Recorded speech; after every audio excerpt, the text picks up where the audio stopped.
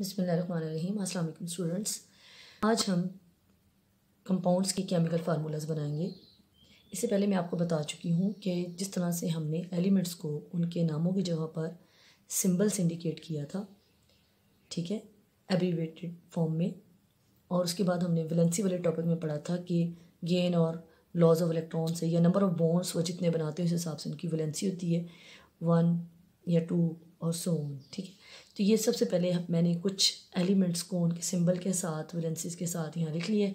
इधर मैंने पॉजिटिव वाले लिख लिए कैटाइंस और इधर मैंने नेगेटिव वाले लिख लिए एनाइंस, ताकि आपके लिए आसानी हो जाए। तो सिंपल बात है, what is a chemical formula. सबसे पहले तो ये डिस्कस करेंगे ना। तो जिस तरह से हम कहेंगे कि elements are indicated by symbols, ठीक है, in the same way chemical compounds are indicated by chemical formulas, ठीक है। उसी कंपाउंड जैसे सोडियम क्लोराइड मैंने बनाया है, तो बजाय इंग्लिश में लिखने के मैं उसकी जगह उनके सिंबल यूज़ करके उसका केमिकल फार्मूला बना लूँ।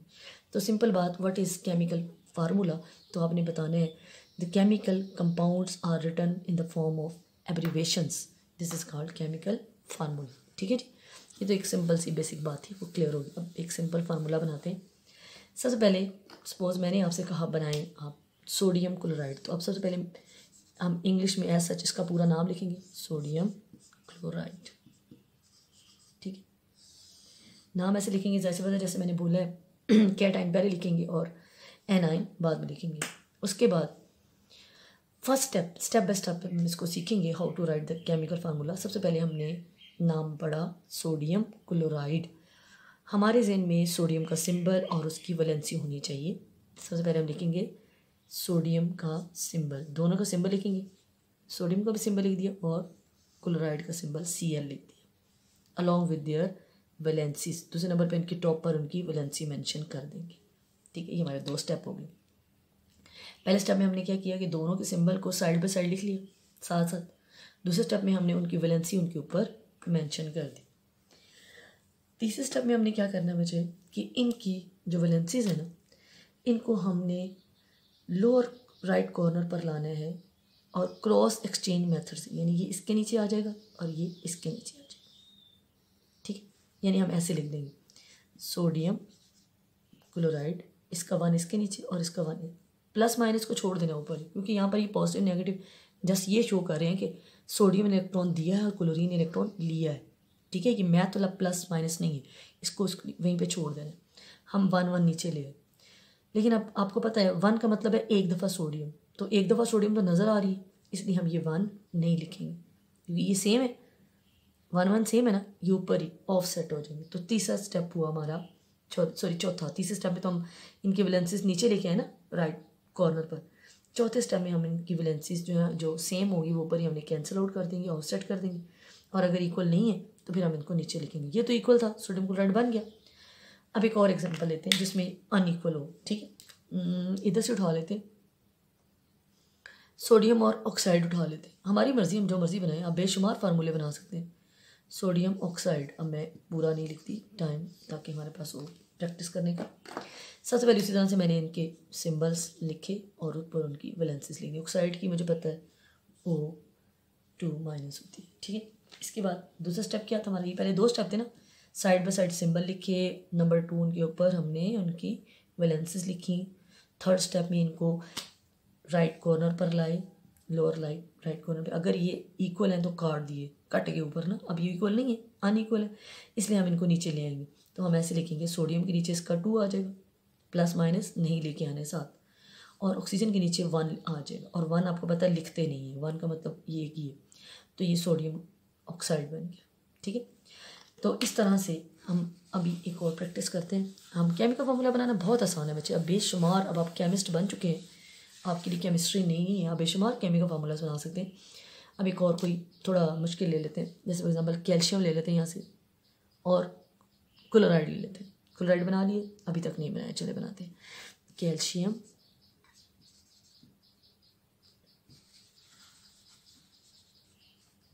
क्लोराइड, ठीक है, कैल्शियम क्लोराइड। सबसे पहले मैंने नाम लिखा।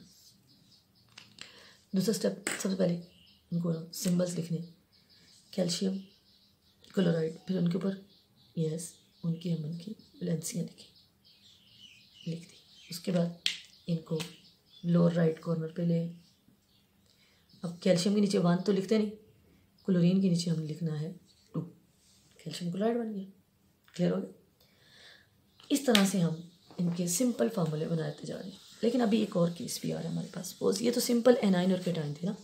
अगर हमारे पास इस तरह से मोर देन 1 जब एटम मिलकर एक बना रहे आइन, दैट इज़ कॉल्ड रेडिकल।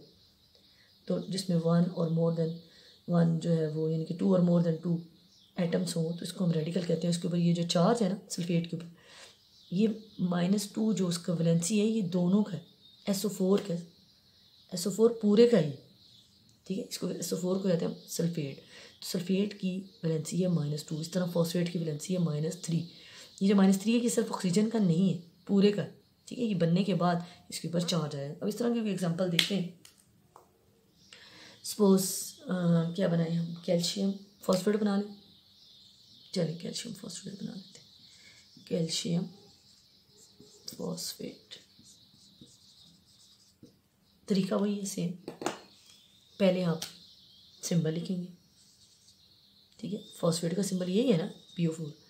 इसके बाद ऊपर वैलेंसियाँ लिखेंगे। इसकी वैलेंसी क्या है, यस, ऐसे लिखेंगे, सेम तरीका। फिर इसकी वैलेंसी इसके नीचे और इसकी वैलेंसी इसके नीचे। अब कैल्शियम के नीचे 3 आ जाएगा, ठीक है। ये पूरा एक कैल्शियम इंडिकेट।